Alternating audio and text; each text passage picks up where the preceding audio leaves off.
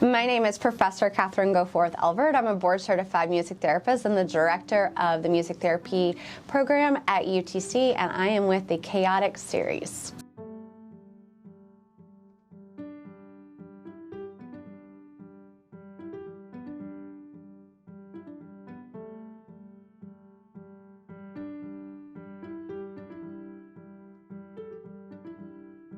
So I am the founding director of the music therapy program. So I reached out to the university to propose, create, and then now run the music therapy program. So what really brought me back to Chattanooga, which is my hometown, was getting married. And so I did not want to give up my years of professional work as a board-certified music therapist, just because I was coming to a place that music therapy was non-existent. So I started paving a way for myself to have a career as a music therapist in my hometown, and that is how I came to be here at UTC.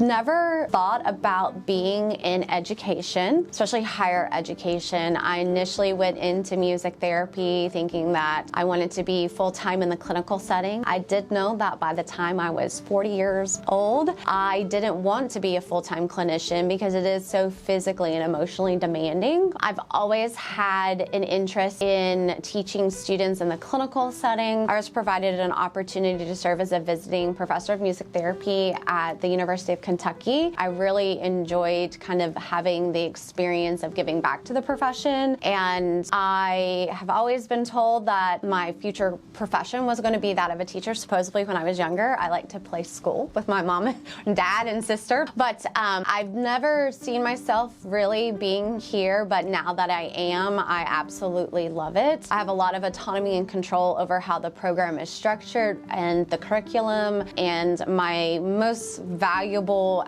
experience in this role is that one-on-one interaction that I get with the students. It's always been very, gratifying, rewarding, validating in a clinical setting when that student who has completed their internship turns to me and says thank you.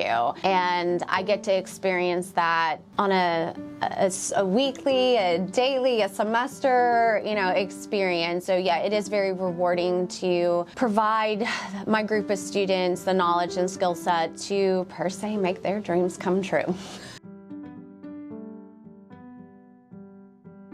And so what really sets music therapy aside from, let's say, like talk therapy is the modality that music is. Music is a soothing, familiar, non-threatening stimulus. And we're all used to engaging with music at a variety of different levels. Think about walking to the grocery store or restaurant, or in your car while you're driving, or even at home while you might be cleaning the house. It's very common stimulus that we encounter. And what makes music therapy so effective from other therapeutic modalities is that the music can be the vehicle to express without someone having to say, well, I'm feeling happy, or I'm feeling depressed, or I'm really sad. They may not be in a place to be able to express that, but they can use the music to do that.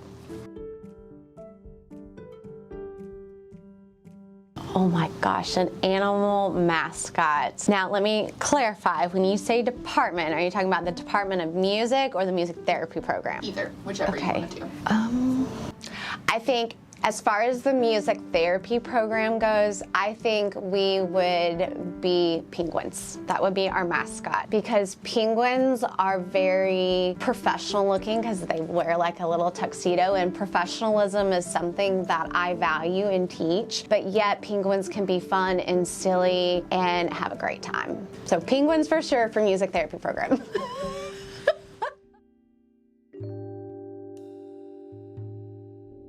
My favorite instrument is violin. So as a musician, that is how I came to discover the love of music. I started playing violin when I was in the 6th grade at the Chattanooga School for Arts and Sciences, which is just 2 streets over from UTC. And I had the honor and privilege of playing my violin literally for 85 minutes every single day of my high school career. And that was definitely a unique experience that some peers that I had in college did not have. And so violin by far is my all-time favorite instrument. Now, if you ask me about a therapy instrument, I probably would say either egg shakers or the ocean drum.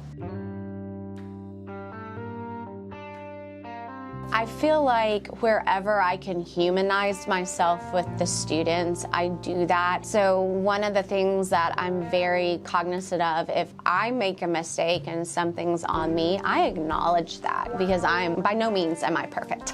And I think that helps them also know that it's okay not to be perfect as well. I really focus on the journey and the engagement rather than the outcome and the end point. Wherever I can laugh with my students, whether we're laughing together or they're laughing at me, I'm okay with that. Oh my goodness, I think the hardest lesson that I learned in college was how to be a college student. I remember my first semester of undergrad and thinking how new everything was and how I had to figure out the logistics of navigating a full credit load and being in an environment that I was very unfamiliar with, because at CSAS I was there K through 12. I even remember in orientation, before actually really starting, I had this big newspaper, which was the course catalog and class schedule, and you had to sit down and pick out your classes. That was new. Also, I was playing in the orchestra and I was on the swim team, so balancing all of the extracurriculars and then adding that piece of being an adult as well and being solely responsible for me, myself, and I. And at times I did that well, and at other times I struggled, but I do remember that first semester, freshman year, was a little rough, as it is for most first semester students, and I think I pull on that a lot with my freshman students. I always try to reassure my first year students, it's gonna be okay, just keep going.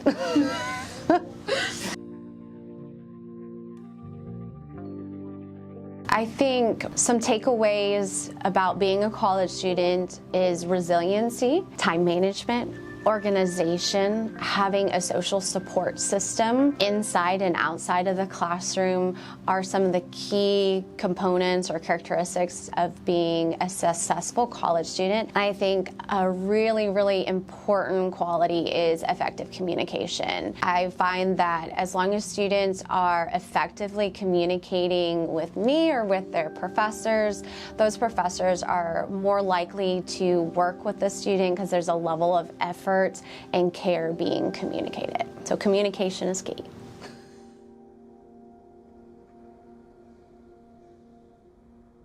Hey there guys! Thank you so much for tuning in to this month's episode of the Chaotic Career Series, where we got to sit down and speak with the department head for the music therapy program here at UTC, Professor Kathrine Goforth. This video highlights the tenacity and perseverance it takes for one to not only get through college, but to rise above it and create a position for yourself where one didn't exist before. All of us here at the Center for Career and Leadership Development hope that this video inspires you and shows you that all the professionals that you look up to were exactly where you were once. If you ever have any need or desire to speak with someone about what your future could look like, please come see us down in our office. We also have coffee available for you if that's something you're into. Now, with all that out of the way, until next time, stay chaotic, Mox.